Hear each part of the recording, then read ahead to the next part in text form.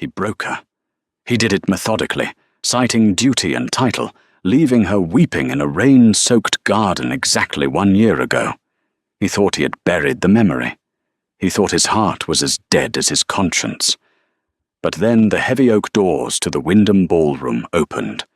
The string quartet faltered. The whispers died. She stepped inside, forged in the fire of his betrayal. If you've ever had to face the ghost of your own terrible choices, listen closely. The Wyndham Ball was a suffocating affair. It always was. The Duke of Westford, Nathaniel Hastings, stood near the edge of the room, his back pressed against a cold marble pillar, watching the aristocracy of London sweat through their silks. The air was thick with the smell of melting beeswax, expensive Parisian perfume, and the desperate, sharp scent of ambition. Nathaniel hated it all. He hated the mothers parading their daughters like prize mares. He hated the fathers calculating dowries in their heads while shaking his hand. Most of all, he hated the hollow, rhythmic thud of his own heart. He took a sip of his brandy. It was warm. He swallowed it anyway, welcoming the burn. It had been 365 days, a full year since he had done the most necessary, cowardly thing of his life. He had spent the last 12 months convincing himself that survival required cruelty. The Hastings estate had been bleeding money for 2 generations. He had inherited a massive, crumbling legacy and a ledger full of debts. When he looked at his future, he saw ruin. So, he had cut off the only part of his life that didn't serve a pragmatic purpose. He had cut off Cecilia. He shifted his weight, his jaw clenching as a passing dowager offered him a simpering smile. He gave her a curt nod, enough to satisfy politeness, not enough to invite conversation. He just wanted the clock to strike midnight so he could retreat to his carriage, return to his cavernous, empty house, and sleep the heavy, dreamless sleep of the damned. Then the noise stopped. It didn't happen all at once. It started near the grand entrance at the top of the sweeping double staircase. The footman, who usually possessed lungs of leather to announce the arriving guests, simply stopped speaking mid-breath. The silence bled downward, trickling through the crowd like ice water. First, the laughter ceased. Then the polite murmurs. Finally, the string quartet, noticing the sudden void in the room, let their bows stutter and drag across the strings in a discordant, dying note. Nathaniel pushed off the pillar. He frowned, his eyes scanning the sea of heads. The crowd parted. They didn't just step aside. They recoiled, pulling their skirts and coattails back as if making way for royalty, or a ghost. At the top of the stairs stood Cecilia Marlowe. Nathaniel stopped breathing. The sensation was immediate and violent. It felt as though someone had driven a heavy, blunt iron spike directly through his ribs. His fingers tightened around his crystal glass, the pressure so immense the glass whined in protest. She wasn't the girl he had left in the rain. That girl had worn soft pinks and creams, her hair falling in unruly curls around a face that wore every emotion like a beacon. That girl had looked at him as if he hung the moon and the stars. The woman standing at the top of the stairs wore a gown of midnight blue, so dark it looked like a bruise. It lacked the excessive ruffles and lace favored by the season's debutantes. It was slashed low across her collarbones, severe, architectural, and unapologetic. Her hair was pulled back in a tight, gleaming knot, exposing the long, pale line of her neck, but it was her eyes that pinned Nathaniel to the floor. She looked over the crowd with a bored, brittle indifference. She wasn't seeking approval. She wasn't looking for friends. She was surveying a conquered territory. Beside him, Lord Rutledge let out a low, vulgar whistle. "God in heaven," the older man muttered. "Is that the Marlowe girl? The one whose father bought that fleet of merchant ships?" Nathaniel couldn't speak. His throat was filled with sand. "They say she's worth £100,000 now," Rutledge continued, entirely oblivious to the fact that Nathaniel looked ready to commit murder. and entirely unattached. Though I hear she's colder than a banker's heart.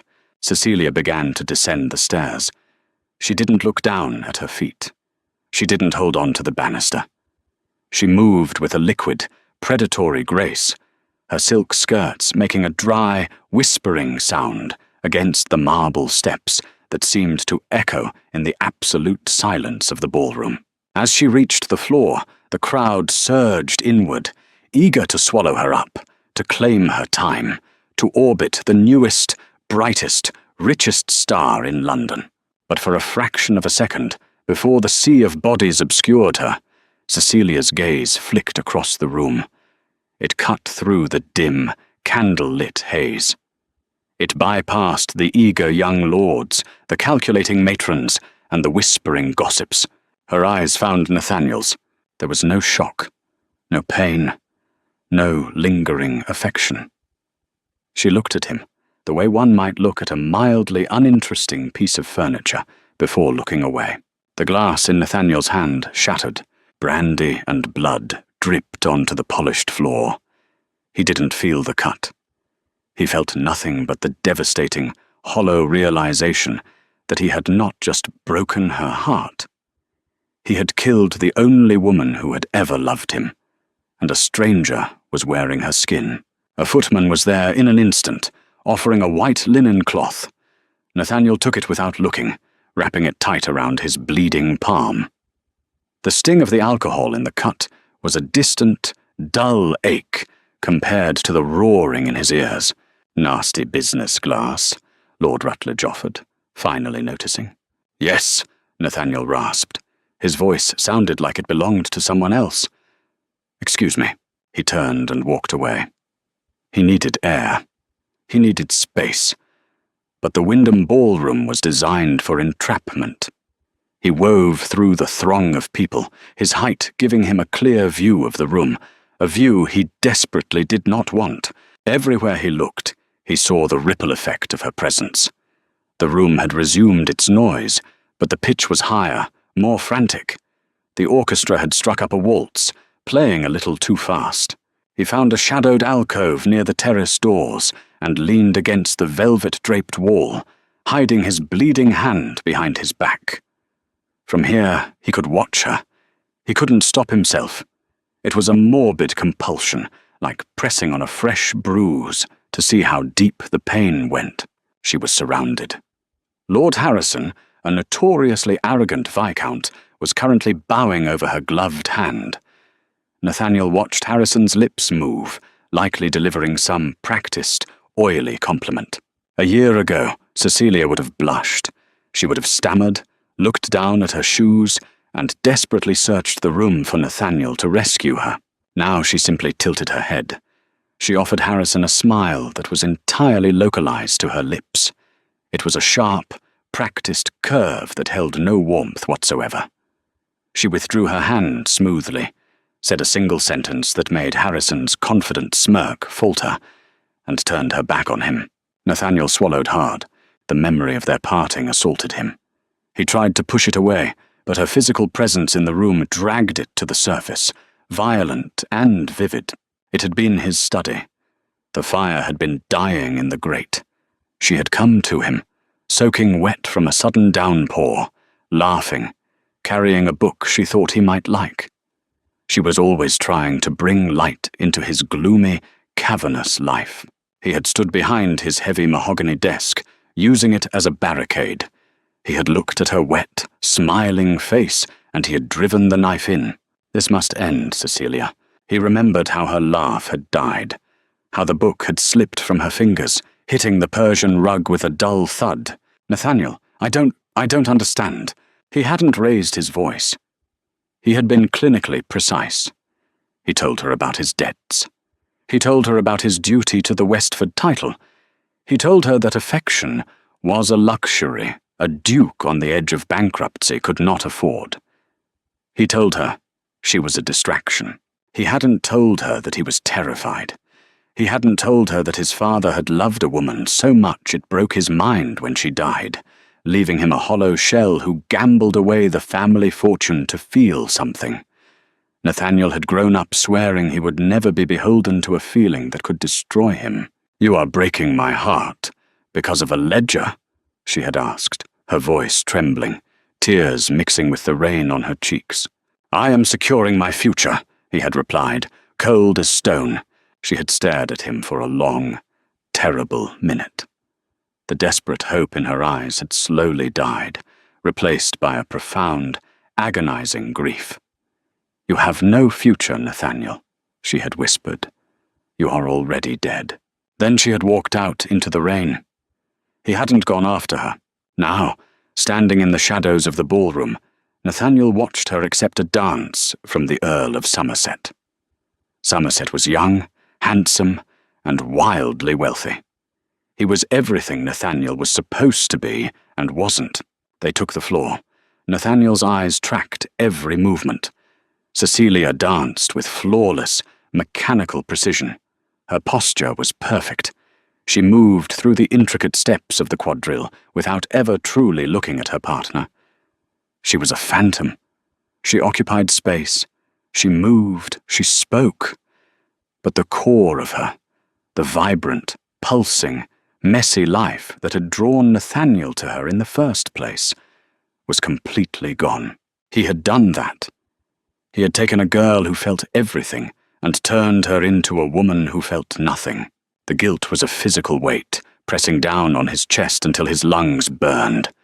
He watched Somerset lean in, whispering something in her ear, trying to bridge the icy gap she kept between them. Cecilia merely arched a brow, her face an unreadable mask. She was untouchable. Nathaniel realized, with a sickening jolt, that he wasn't just feeling guilt. He was feeling possessive jealousy, sharp and acidic. He had no right to it. He had thrown her away. Yet, watching another man hold her waist, watching another man try to make her smile, made him want to tear the ballroom down to the foundation stones.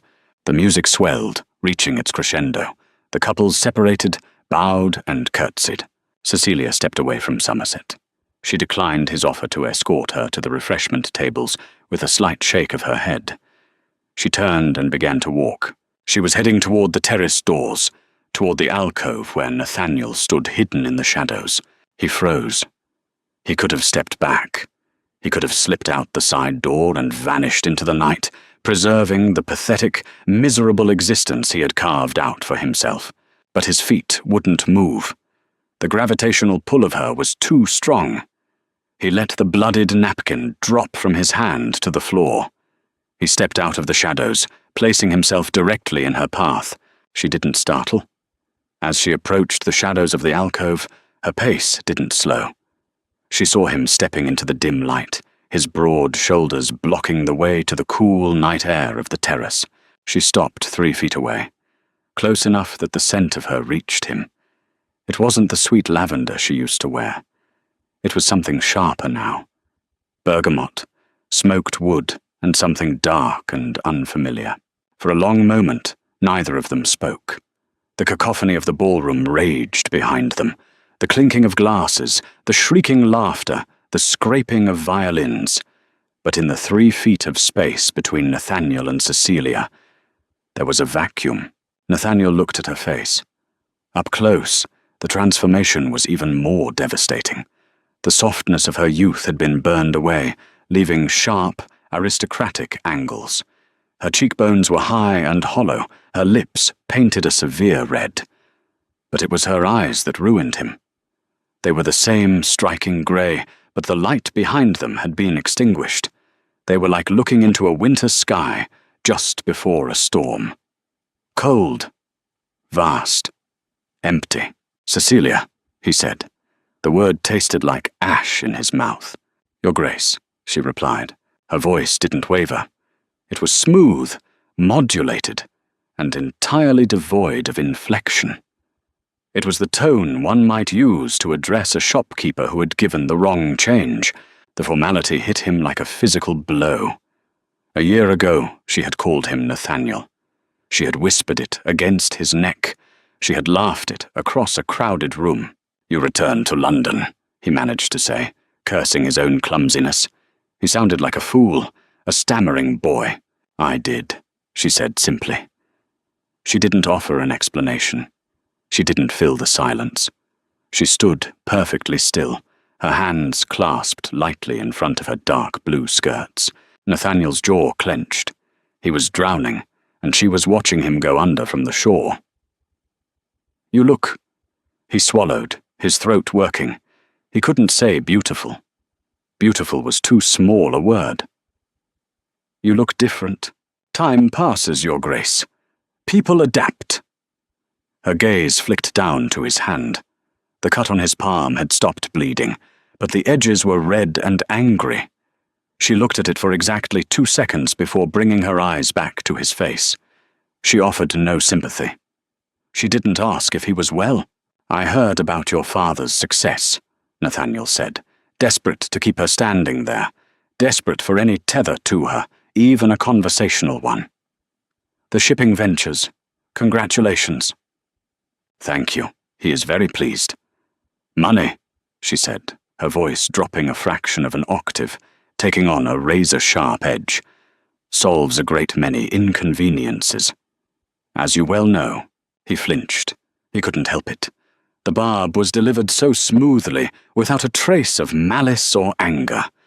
It was just a statement of fact, which made it cut infinitely deeper. Cecilia, Miss Marlowe, she corrected him. Her tone didn't raise, but the finality in it was absolute. Miss Marlowe, he conceded, feeling a humiliating heat rise in his neck. I did not expect to see you here tonight. I am sure you did not. But London is small, and avoiding one another forever is a statistical impossibility. We are bound to occupy the same rooms. We will occasionally breathe the same air. She looked past him, toward the open terrace doors. If you will excuse me, I find the heat in here rather oppressive.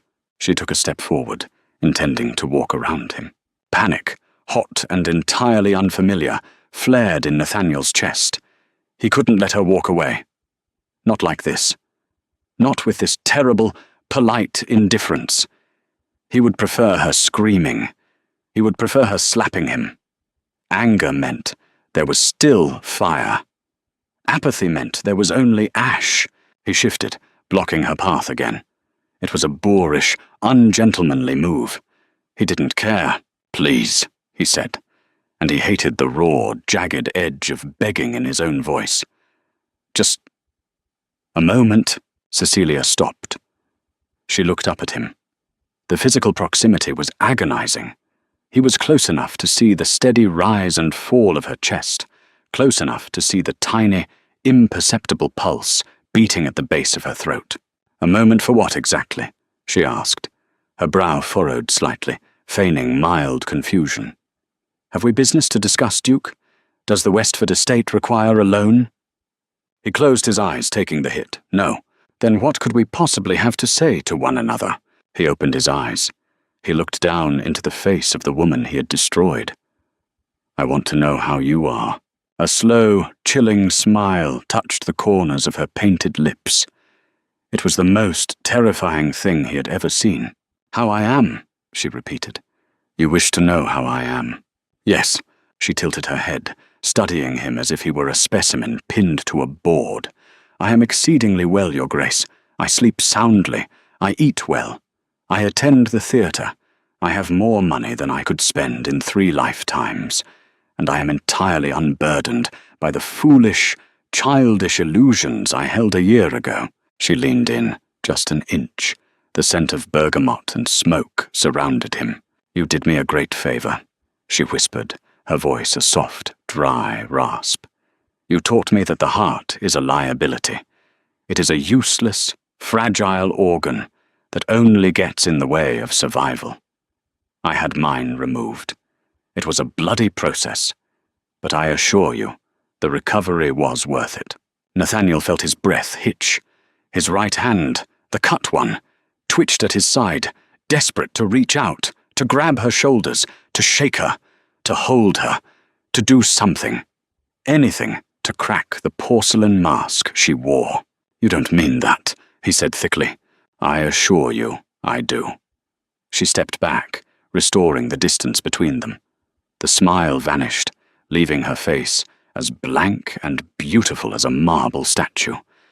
"Now I truly must insist you step aside. I require air, and you are blocking the draft." She didn't wait for him to move. She stepped around him, the silk of her midnight blue gown brushing against the rough wool of his trousers. The friction sent a phantom shockwave up his leg. He stood frozen in the alcove, listening to the soft, rhythmic tap of her heels on the terrace stones as she walked out into the night. He had expected her hatred. He had prepared himself for her scorn.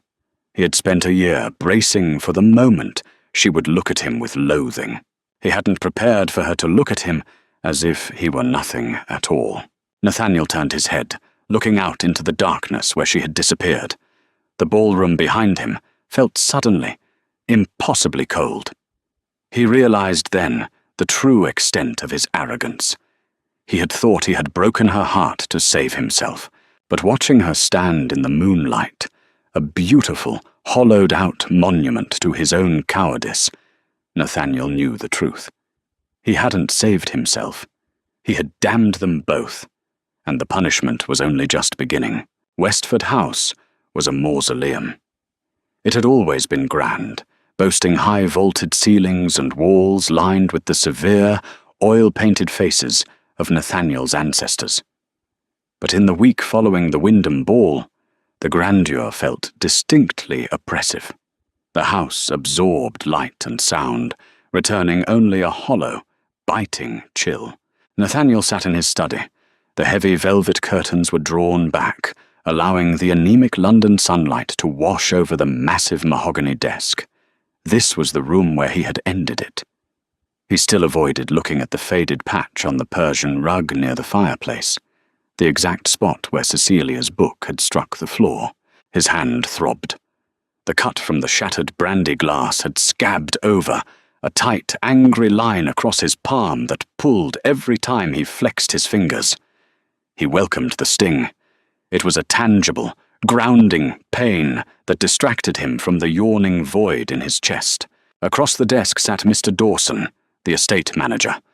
Dawson was a man constructed entirely of sharp angles and pessimistic ledgers, his spectacles perpetually sliding down his thin nose. He had been speaking for 10 minutes. Nathaniel hadn't processed a single word. "Which brings us to the Ashdown lease, Your Grace," Dawson said, tapping an ink-stained finger against a column of numbers. Nathaniel blinked, dragging his focus back to the present. "The Ashdown lease. Yes, the tin mines in Cornwall. The current lease expires at the end of the month," Dawson said, peering over his spectacles. "The consortium holding it is dissolving. It goes to open auction on Thursday. We must acquire it, Your Grace. The revenue from Ashdown has kept the Westford estate afloat for the past year. Without it, the structural repairs to the north wing will have to halt, and the creditors in the city will begin asking very uncomfortable questions." Nathaniel rubbed his temples. A dull headache had taken up permanent residence behind his eyes. "We have the capital for the auction?" "Barely," Dawson admitted, his voice dropping to a grim murmur. "I have liquidated the remaining consols and called in the minor debts from the tenant farmers. We can bid up to £12,000. It is a steep price, but it is an investment in survival." Survival. The word tasted rancid. Nathaniel had sacrificed the only pure, decent thing in his life on the altar of survival. And here he was, still scrambling, still bleeding out slowly over ledgers and leases. "Very well," Nathaniel said, his voice flat. "Prepare the drafts. I will attend the auction myself." Dawson hesitated, shifting uncomfortably in his leather chair. "There is another matter, Your Grace. A rumour from the city, regarding the Marlowe syndicate." Nathaniel's head snapped up. The headache vanished, replaced by a sudden, intense spike of adrenaline. "What about them?" "They have been uncommonly aggressive this quarter," Dawson said, lowering his voice as if the walls were listening. "Arthur Marlowe is technically the head, of course, but the whisper on Threadneedle Street is that he is merely rubber-stamping the decisions. The true architect of the syndicate's recent acquisitions is his daughter." Nathaniel leaned back slowly. The leather of his chair creaked in the quiet room. Cecilia. Miss Marlowe, yes. She operates through a network of brokers, naturally, to preserve appearances. But the strategy bears her signature. It is brilliant and entirely ruthless. Dawson swallowed hard. She bought out the textile mills in Manchester last month. When the workers threatened a strike, she didn't negotiate. She fired the instigators, doubled the wages of those who stayed, and broke the union in 3 days. They say she watched the proceedings from her carriage, drinking tea. Nathaniel stared at the inkwell on his desk. He tried to reconcile the image of the woman Dawson was describing with the girl who used to cry over injured sparrows in his garden. He couldn't. The cognitive dissonance was deafening. Why are you telling me this, Dawson? Because, the manager said quietly, the Marlowe Syndicate has recently shown a sudden, intense interest in raw materials, coal, iron, and tin. The implication hung in the air, heavy and suffocating. Nathaniel stood up. He walked to the window, looking out over the manicured, lifeless grounds of his estate. The sky was the color of bruised iron. She wouldn't, Nathaniel muttered, more to himself than to Dawson. It makes no geographical sense for their shipping lines. Transporting tin from Cornwall to their northern ports would eat the profit margins. Profit may not be the primary motivator, Your Grace, Dawson suggested gently. Nathaniel gripped the windowsill. He remembered the look in Cecilia's eyes on the terrace. I had mine removed. It was a bloody process, but I assure you, the recovery was worth it. She wasn't seeking revenge. Revenge was an act of passion. Revenge meant you cared. What Cecilia was doing was pest control. Prepare the 12,000, Nathaniel said, turning back to the room. His voice was hard, stripped of its previous exhaustion. If she wants a war over a ledger, she will find I am vastly more experienced in the mud. The London Exchange was a cathedral of greed. Men in dark broadcloth coats clustered beneath the soaring glass ceiling, their voices a continuous, low-level roar that smelled of stale tobacco, damp wool, and desperation. Nathaniel stood near the front of the auction block. He hated these rooms. He hated the public display of financial endurance. But the Ashdown lease was the difference between holding his family's legacy and watching it be carved up by vultures. He kept his posture rigid, his face an unreadable mask of aristocratic boredom. Inside, his stomach was a tight knot of acid. He scanned the room, his eyes darting through the crowd, looking for a glimpse of midnight blue silk. She wasn't on the floor. Women rarely were. If Cecilia was here, she would be in the private galleries above, hidden behind the velvet drapes, pulling strings from the dark. The auctioneer, a stout man with a booming theatrical voice, struck his wooden gavel. Gentlemen, we move to lot 42, the leasehold for the Ashdown tin mines, Cornwall. Bidding commences at £5,000. The room quieted. This was a heavy asset. The minor players stepped back, leaving the floor to the industrial barons and the desperate aristocracy. 5,000, called a voice to Nathaniel's left. Lord Rutledge. The man had more money than sense, and loved to inflate prices purely for sport. 6, Nathaniel counted smoothly, not looking at Rutledge. 7, said a broker near the back. 8, Rutledge chimed in, grinning around a wet cigar. 9, Nathaniel said. The knot in his stomach tightened. They were climbing too fast. The bidding ping-ponged across the room for 2 agonizing minutes. Rutledge dropped out at 10,000 with a dramatic sigh. The broker at the back pushed it to 11. 12, Nathaniel said. His voice echoed slightly in the sudden quiet. 12. His absolute ceiling.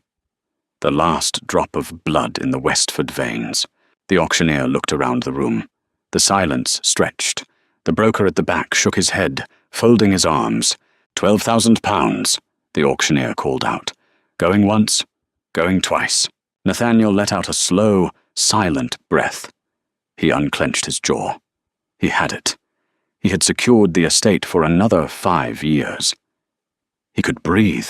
15,000. The voice didn't come from the floor. It came from the gallery above. It was a man's voice, crisp, bored, and amplified by the acoustics of the vaulted ceiling. Nathaniel froze. The blood drained from his face, pooling in his boots. He slowly tipped his head back, looking up at the private boxes. Standing at the railing of box number 4 was a young, sharp-suited broker. He held a small, numbered paddle. Behind him, seated in the shadows of the box, was a figure in a dark, tailored riding habit. A woman. She leaned forward, just enough for the gaslight to catch the severe angles of her face and the gleam of her silver-pinned hair. Cecilia. She looked down at Nathaniel. She didn't smile. She didn't sneer. She looked at him with the mild curiosity of someone watching a horse break its leg on a track. The room erupted into frantic whispers. 15,000 was a massive overbid. It was financially absurd. It was an execution. £15,000 is bid from the gallery, the auctioneer shouted over the noise, wiping sweat from his brow. Do I hear 16? Your Grace?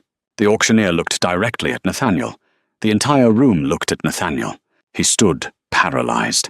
He could feel the eyes boring into his back. He opened his mouth, but his throat was sealed shut.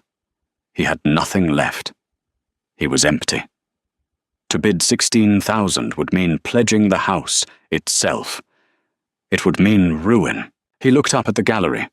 Cecilia picked up a small opera glass from the ledge and raised it to her eyes, examining the architecture of the ceiling. She had just destroyed his future, and she was bored. Nathaniel swallowed the bitter, metallic taste of defeat. He gave a sharp, definitive shake of his head to the auctioneer. Going once, twice, sold. The gavel slammed down with the finality of a coffin lid. To the Marlowe Syndicate. The roar of the room resumed, louder now, fueled by the fresh gossip of a duke falling to merchant money. Nathaniel didn't wait. He turned on his heel and carved a path through the crowd. Men stepped aside, their expressions a mix of pity and predatory satisfaction. He burst through the heavy brass doors of the exchange and out onto the steps. The air was thick, heavy with impending rain. He stood at the top of the marble steps, his breathing shallow and rapid. He felt a terrifying, burning pressure behind his eyes. He hadn't just lost a mine. He had lost his justification. He had broken her to save his estate. Now, she had taken the estate anyway.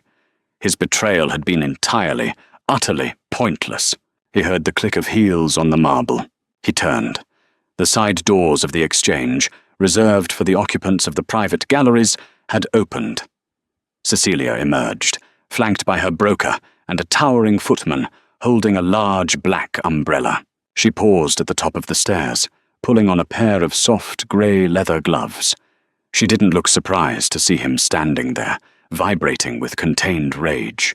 Nathaniel crossed the distance between them in 3 long strides. The footman stepped forward, lifting a heavy hand, but Cecilia waved him off with a flick of her wrist.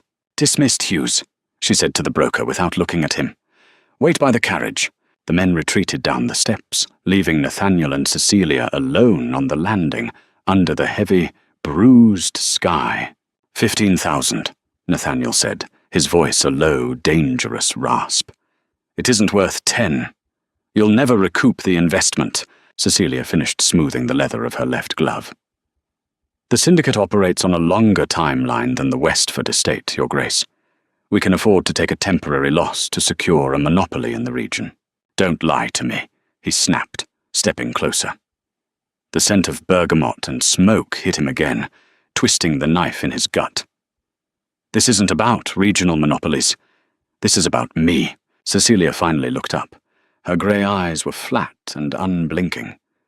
"You have a remarkably high opinion of your own relevance, Duke. You overpaid by £5,000 just to watch me choke.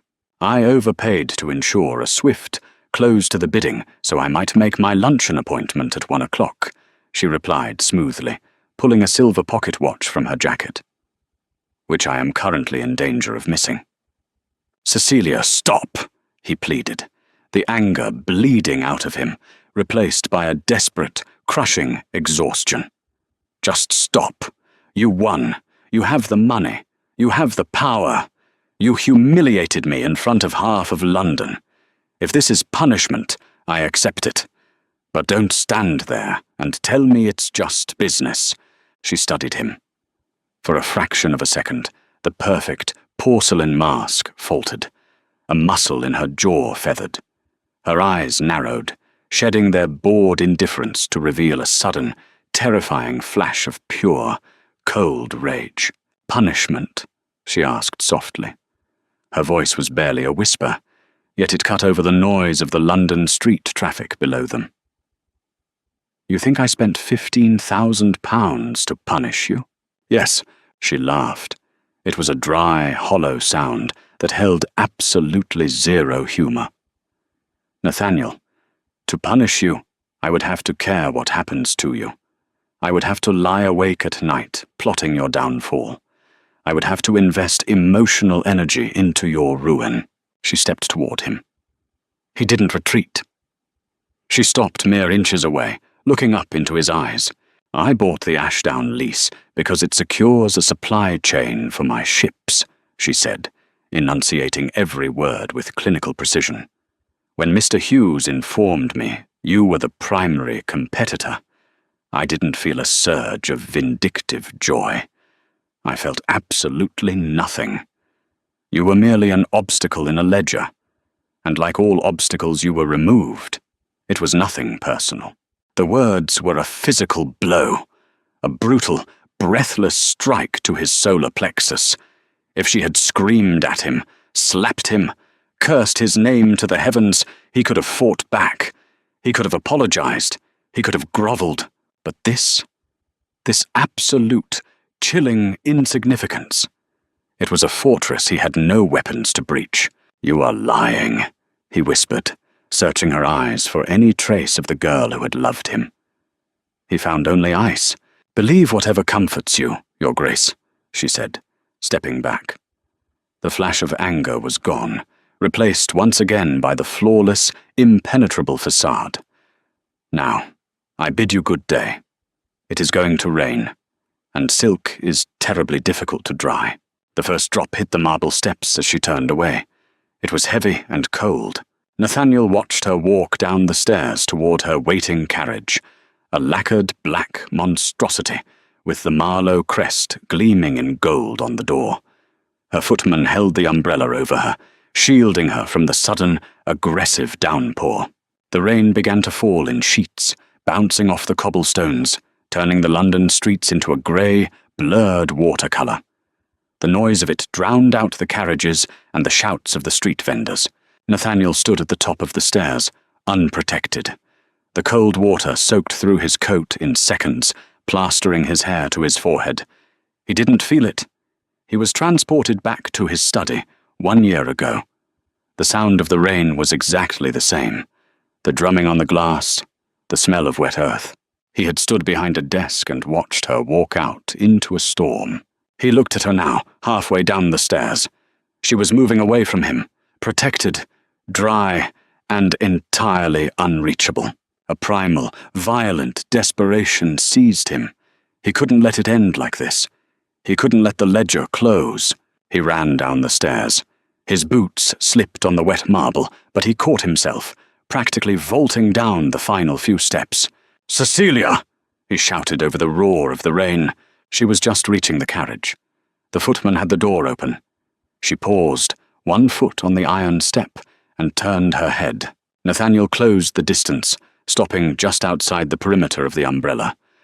Water streamed down his face, soaking his expensive cravat, ruining his tailoring. He looked like a madman. He didn't care. "What now, Duke?" she asked, sighing slightly. "Do you require a loan for a cab?" He reached out and grabbed the edge of the carriage door, holding it open. The footman bristled, stepping forward, but Cecilia raised a hand, stopping him. "I was a coward," Nathaniel said. The words tore out of his throat, jagged and bloody. "I was a terrified, arrogant coward." Cecilia's expression remained unchanged. She looked at his hand, gripping the black lacquer of the door, the rain washing over his knuckles. We established this a year ago. It is hardly breaking news. I thought I had to choose. He pressed on, ignoring her sarcasm, fighting to keep her eyes on his. I looked at the debts, I looked at my father's ruin, and I panicked. I convinced myself that keeping the title alive was the only thing that mattered. I convinced myself that love was a luxury that would drag us both down. A very pragmatic calculation, she noted. As I said, you taught me well. It was a lie.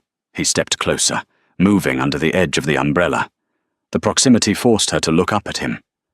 It was a lie I told myself to justify the worst thing I've ever done. And I have paid for it. Every single day for the last year, I have lived in a graveyard. You want absolution, she observed, her voice devoid of pity. You are standing in the rain, ruining your boots, because your conscience is heavy, and you want me to absolve you. You want me to say, I forgive you, so you can go back to your cold, empty house and finally sleep. No, he said fiercely. I don't want your forgiveness. I don't deserve it. Then what do you want? I want you to look at me. I am looking at you. No, you aren't.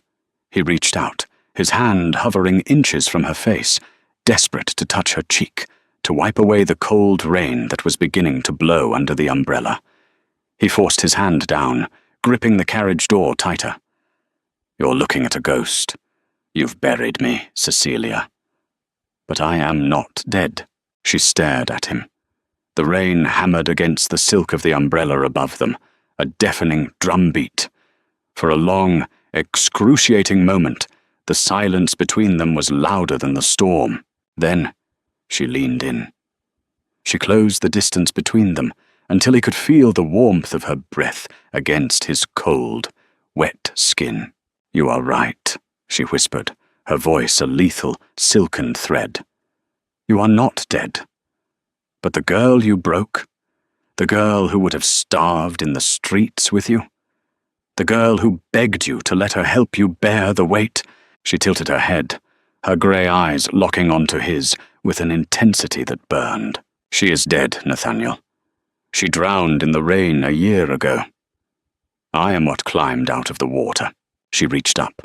Her gloved hand grasped his wrist. Her grip was surprisingly strong. She didn't push him away. She simply peeled his fingers off the carriage door, one by one. The physical contact, the first in a year, sent a jolt of electricity straight to his heart. But her touch was freezing. And I, she continued, her voice dropping to a final devastating whisper, do not negotiate with cowards. She let go of his hand. She stepped up into the carriage and sat back into the shadows of the velvet interior. Drive, she commanded. The footman slammed the door shut, narrowly missing Nathaniel's arm. He jumped up onto the back of the carriage. The driver snapped the reins, and the heavy horses lurched forward, their hooves striking sparks against the wet cobblestones. Nathaniel stood in the street. The carriage rolled away, its wheels splashing through deep puddles, shrinking into the grey curtain of the rain. He didn't move. The rain pounded against his shoulders, soaking him to the bone, but he felt nothing but a terrifying, brilliant clarity. She was right. The girl he knew was gone. He had killed her. He had forged this cold, ruthless queen in the fires of his own betrayal. She was untouchable, fortified by wealth, and guarded by absolute apathy. He wiped the rain from his eyes, staring down the empty street. Absolution was impossible. Forgiveness was a fairy tale. If he wanted any part of her in his life, he couldn't apologize his way back in. He couldn't rely on the ghost of their past affection. He would have to tear down the fortress she had built. He would have to match her ruthlessness. He would have to go to war, not to defeat her, but to prove he was strong enough to stand beside the monster he had created. Nathaniel turned and began to walk back toward his empty, ruined house. He was bankrupt. He was humiliated. He was soaked. But for the first time in a year, his heart was beating. Nathaniel could not outbid the Marlowe syndicate. He did not have the capital, the credit, or the leverage on the exchange. If he fought Cecilia in the financial sector, she would crush him beneath a mountain of gold. So he changed the battlefield. He had one weapon left that her father's merchant money could not buy, a hereditary seat in the House of Lords. The aristocracy might be bleeding cash, but they still wrote the laws. For 3 weeks, Nathaniel did not sleep. He haunted the velvet-lined corridors of Parliament. He cornered old men in the smoky reading rooms of private clubs. He called in century-old debts owed to the Hastings name. He leveraged his title with a ruthless, predatory focus that shocked his peers. The Duke of Westford, historically a silent, brooding presence on the back benches, suddenly became a political terror. He learned the Marlowe supply chain inside and out. He found the chink in the armour. Cecilia's newly acquired tin mines in Cornwall were useless if the ore couldn't be transported cheaply to the northern foundries. She relied on a proposed expansion of the West India docks and a new railway subsidiary bill currently moving through the Lords. Nathaniel didn't just oppose the bills, he butchered them. He rallied the Conservative Lords, feeding their deep-seated fear of new industrial wealth usurping their power. He drafted amendments mandating aggressive environmental inspections of the tin shipments. He proposed tariffs on the specific rail gauges the Marlowe syndicate used. He built a legislative blockade made of red tape, tradition, and aristocratic spite. It cost him every ounce of goodwill he possessed. He traded favors he couldn't afford to repay. He was burning his family's political capital to the ground. He didn't care. He watched the shipping reports in the daily papers. Within 14 days, Marlowe stock dipped. Ships sat idle in the harbour, waiting for clearances that never came. The Cornwall mines operated at a loss. He was choking her empire. He waited. He knew she wouldn't send a broker this time. You didn't send a clerk to dismantle a duke in his own house. On a Tuesday evening, as Nathaniel sat in his study, staring at a ledger that proved he was precisely 2 months away from absolute insolvency, the heavy brass knocker on the front door of Westford House echoed through the empty halls. He didn't move. He listened to the slow, shuffling footsteps of his elderly butler, Bates, crossing the marble foyer. The heavy oak door groaned open. A low exchange of voices drifted down the corridor. A moment later, Bates appeared in the doorway of the study. He looked pale, Your Grace, the old man said, his voice trembling slightly. Miss Marlowe is in the drawing room. Nathaniel closed the ledger. The loud snap of the heavy leather covers sounded like a gunshot in the quiet room. His heart began a slow, heavy, thunderous rhythm against his ribs. Did you offer her tea, Bates? She declined, Your Grace. She requested you. Bates hesitated. She did not bring a chaperone, sir, and her footman is waiting outside. It is highly irregular.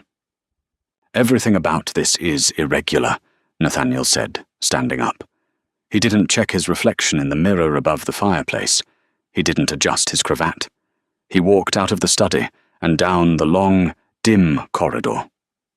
The house was cold. He had ordered the fires kept low to save on coal. The walls, once lined with expensive tapestries and ancestral portraits, were conspicuously bare in places.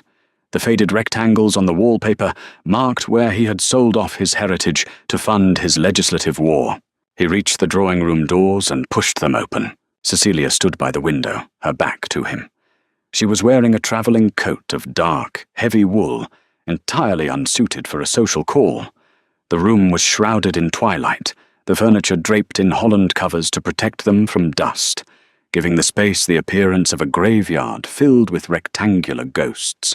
She turned as he entered. The impenetrable mask of bored indifference was gone. In its place was a sharp, focused, lethal intensity. She looked at the bare walls, the covered furniture, the unlit hearth. I see the rumors are true, she said, her voice echoing off the high, bare ceiling. You are completely ruined. I am liquidating non-essential assets, Nathaniel replied, walking further into the room. He did not offer her a seat. "You sold the Rubens in the foyer." I found the cherubs overly sentimental. She narrowed her eyes. The air between them felt pressurized, heavy with unspoken violence. "The dock expansion bill has been tabled indefinitely. The customs inspections on my Cornwall trains are taking 3 weeks. My brokers tell me Lord Preston personally introduced the tariff amendment. Preston owes my family a favour regarding a rather ugly scandal in his youth." I collected. "You are disrupting £20,000 of commerce. I am fulfilling my duty as a peer of the realm," he said, holding her gaze, "to ensure responsible industrial growth. You are committing political suicide." She took a step toward him. The heels of her boots clicked sharply on the hardwood floor. "You have alienated your allies. You have spent whatever pathetic capital you had left. For what? To stall my shipments for a month? I will find another route, Nathaniel. I will buy a different port. I will build my own railway if I have to. You cannot outlast me." "Perhaps not," he agreed softly. "But I have your attention." Cecilia stopped. Her chest rose and fell in a sharp, shallow breath. The silence stretched, thick and suffocating, broken only by the sound of the wind rattling the old window panes. "My attention," she repeated, the words dripping with contempt. "You burned down your own house just so I would look at the smoke?" "Yes." She stared at him, genuinely appalled. "You are insane." "I am desperate." Nathaniel closed the distance between them, ignoring the warning flash in her grey eyes. He stopped an arm's length away. "You told me you didn't negotiate with cowards. You told me you felt nothing when you bought the Ashdown lease. You were just a machine, removing an obstacle. And I meant it. Then why are you here?" he countered, his voice rising, bouncing off the covered furniture. "Send your lawyers, send your lobbyists, bribe Preston, buy the committee. That is what the machine does. But you didn't do that. You walked into my house to tell you to your face that you have failed," she snapped, her composure fracturing at the edges. "To look you in the eye and tell you that your pathetic, desperate attempt to play the Baron has done nothing but guarantee your own starvation. You're lying. I hold the debts to this estate, Nathaniel. I bought them 3 days ago." Her voice cracked like a whip. "The creditors in the city sold them to me for pennies on the pound because they know you are finished. I own the roof over your head. I own the floor you are standing on. I could have the bailiffs throw you into the street tomorrow morning." The revelation hit him, a cold, heavy stone dropping into his stomach. She had bought his debts. He was entirely, legally at her mercy. He looked around the dim, grand, decaying room. He looked at the woman standing in the center of it, vibrating with a fury she was desperately trying to suppress. A slow, exhausted smile touched his lips. "Then do it," he whispered. Cecilia flinched as if he had struck her. "What?" "Do it," Nathaniel repeated, louder this time. He stepped closer, crowding her space, shedding the last remnants of aristocratic propriety. "Throw me out. Call the bailiffs. Take the house. Take the title. Take it all. I don't care." She took a step back, her eyes wide, searching his face for the bluff. She found none. "You did this to save this estate," she breathed, pointing a gloved finger at the floor. "You ruined us to save this, and I was wrong." The shout tore from his throat, raw and brutal, echoing into the high vault of the ceiling. "I was wrong, Cecilia. Look at it. Look at what I saved." He gestured violently around the desolate room. "It's dust. It's stone and ledger ink. I sacrificed the only living, breathing thing in my life for a museum that was already dead. You think you can hurt me by taking it away? You can't. You can't take anything from me that I didn't already destroy a year ago." He stopped, his chest heaving, the adrenaline burning through his veins. Cecilia was staring at him. The ice in her eyes had shattered. She wasn't the bored, untouchable queen of the London Exchange anymore. The severe posture slumped. The tight, controlled lines of her face gave way to a sudden, devastating vulnerability. "You left me in the rain," she whispered. Her voice broke, a jagged, ragged sound that cut through Nathaniel's heart like a rusted blade. "I know. You told me I was a distraction."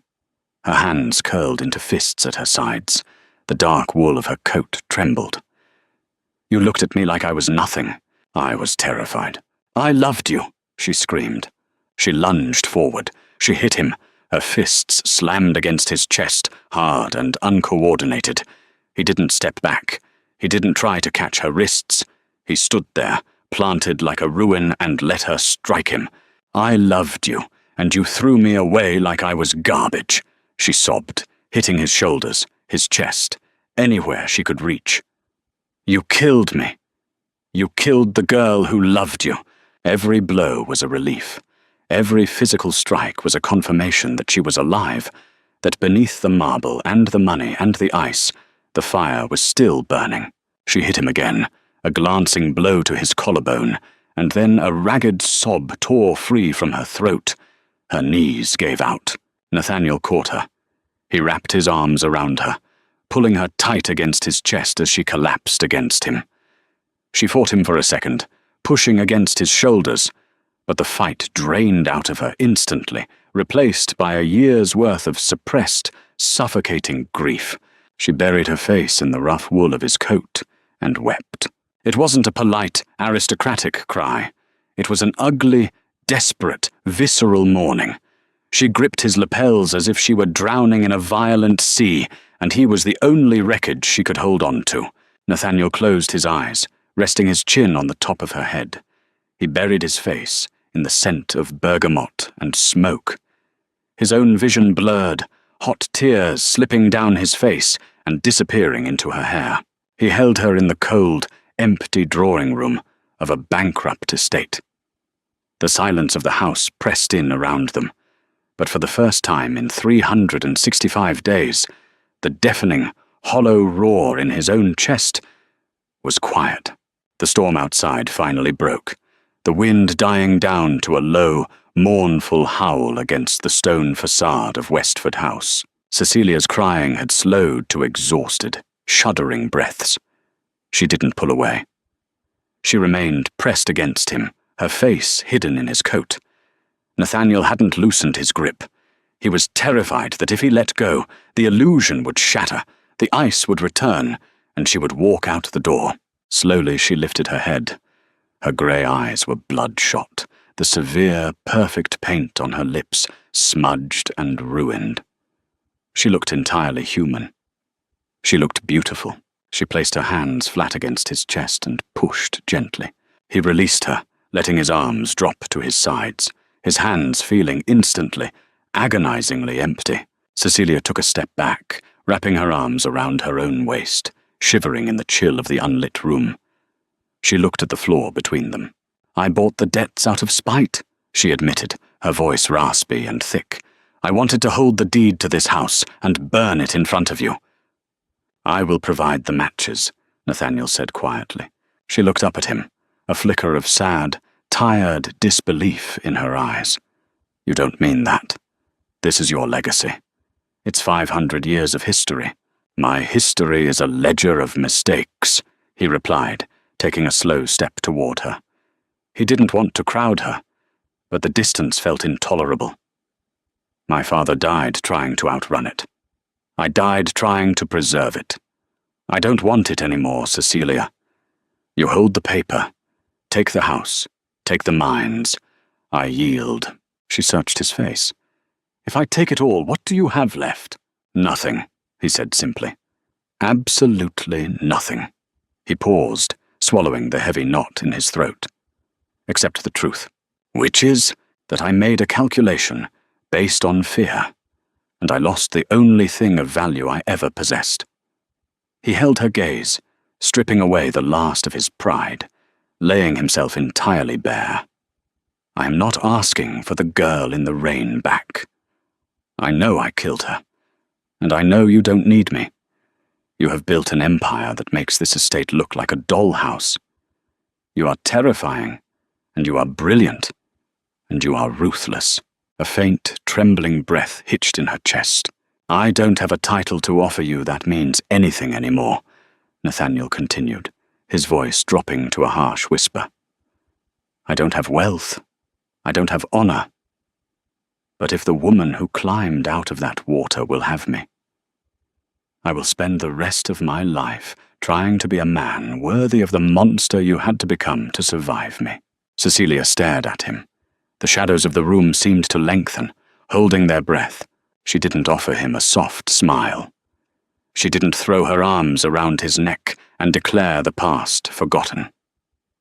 They were both too damaged, too deeply scarred by the warfare of the last year to pretend they could step back into the innocence they had lost. Instead, she reached into the deep pocket of her heavy wool coat. She pulled out a thick, folded sheaf of legal parchment. It bore the heavy wax seals of the city's largest banking firm. The deeds, the debts, the absolute ownership of Nathaniel's ruin. She looked at the papers, then looked at him. My father, she said, her voice steadying, regaining a fraction of its former steel, believes I bought these to consolidate our land holdings. He expects me to foreclose by the end of the quarter. Nathaniel didn't flinch. Then you should do what is best for the syndicate. Cecilia walked slowly to the massive, unlit fireplace. She stood before the cold, black grate. The syndicate, she said, looking at the soot-stained bricks, requires stability. It requires allies in Parliament. It does not require a rotting, bankrupt manor house. She turned back to face him.